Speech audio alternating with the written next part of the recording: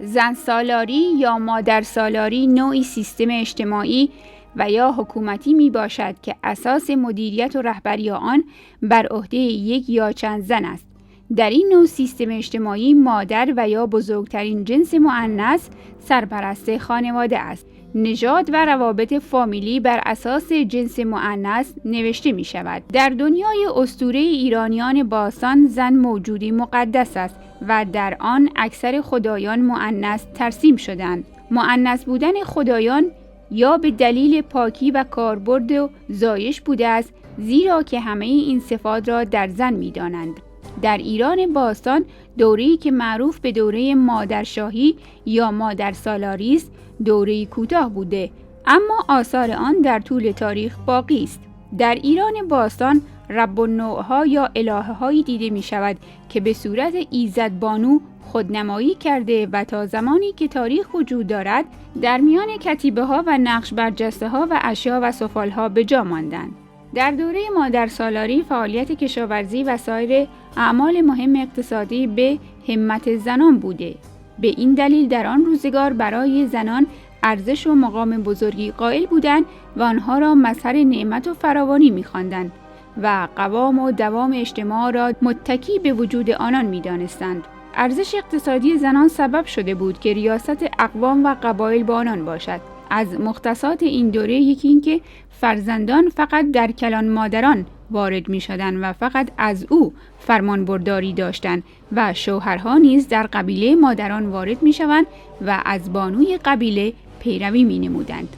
احتمالاً دوره مادرشاهی یا به عبارتی دیگر زن سالاری قبل از حکومت مادها بوده است.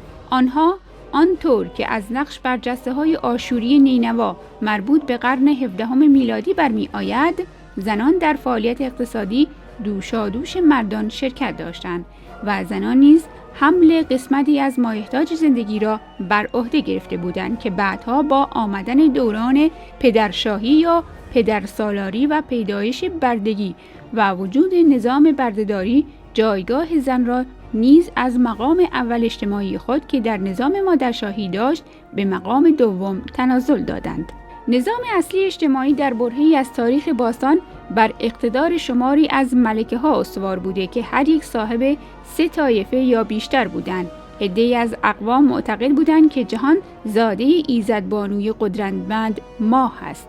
در آثار باستانی به دست آمده متعلق به فرهنگ‌های پیش از کشاورزی، نمادهای خدایانی از جنس زن بسیار یافته شده است که عموماً بیانگر قدمت ایزدبانو یا بانوی خداها در جوامع کهن است. این ایزدبانوها و پهلوانان بانوها مظهر آرمان‌های زنان باستان و بیگمان از آرمان‌های دوران مادر سالاری سرچشمه می‌گیرد.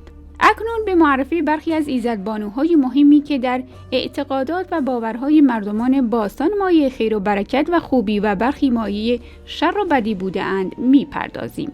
ناهید ایزدبانویی با شخصیتی بسیار برجسته که جای مهمی در آیین‌های ایران باستان به خود اختصاص می‌دهد و قدمت ستایش او به دوره‌های بسیار پیشین و حتی به زمان پیش از زرتشت می‌رسد. اردیوس آناهیتا معنی پاکی و بی‌آلایشی می‌دهد. این ایزدبانو با صفات نیرومند زیبایی و خردمندی به صورت الهی عشق و باروری نیز می‌آید، زیرا چشمه حیات از وجود او می جوشد و بدین گونه مادر خدا نیز می شود. او همتای ایرانی آفرودیت الهه عشاق و زیبایی در یونان و اشتر الهه بابلی به شمار می رود. اشی ایزد بانویی است که نماد توانگری و بخشش است. قدیمی ترین آثار مادرشاهی و سکونت روستایی نشینان اول ایران در غرب زاگرس و شمال خوزستان یافت شده است. برخی از این روستاهای اولیه عبارتند از گنجدره در سرا و آسیاب در نزدیکی کرمانشاه، علیکش در دهلوران و گوران در دهلوران و چونقابوند در شمال خوزستان و زیویه در کردستان بوده است.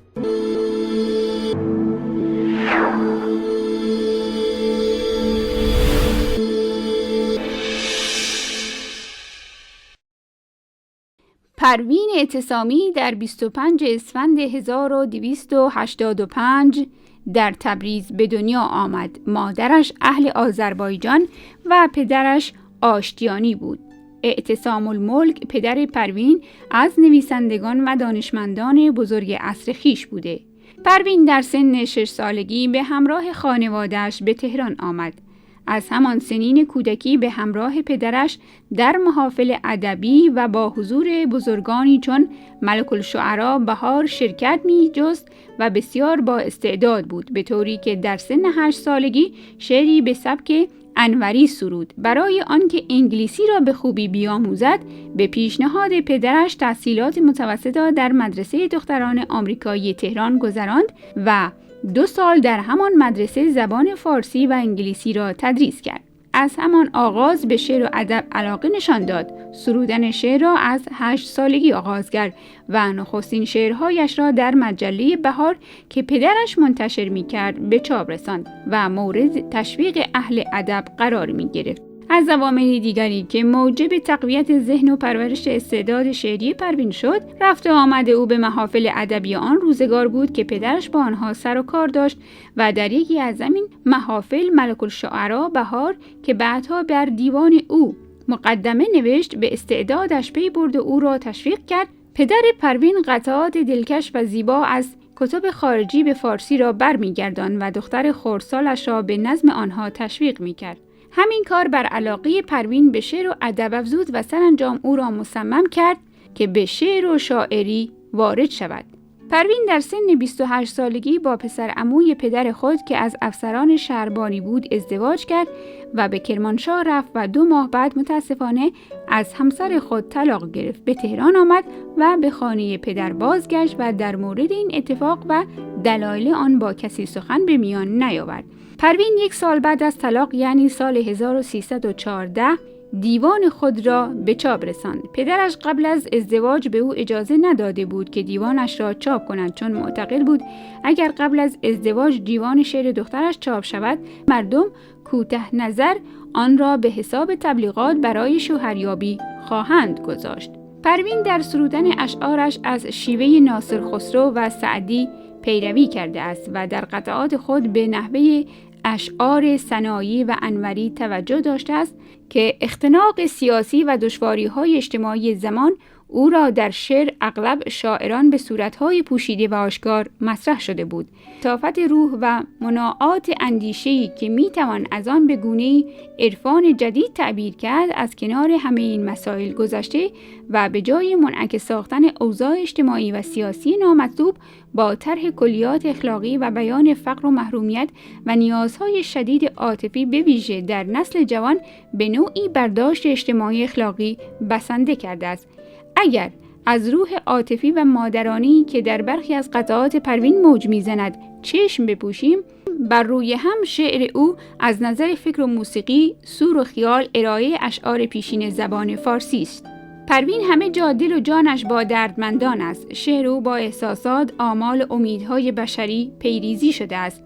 از عشق و محبت، از تنهایی یتیمان و مشکلات اجتماعی سخن می‌گوید. او در مقابل مقرراتی که به اسم قانون بر انسان تحمیل شده است انتقاد می‌کند.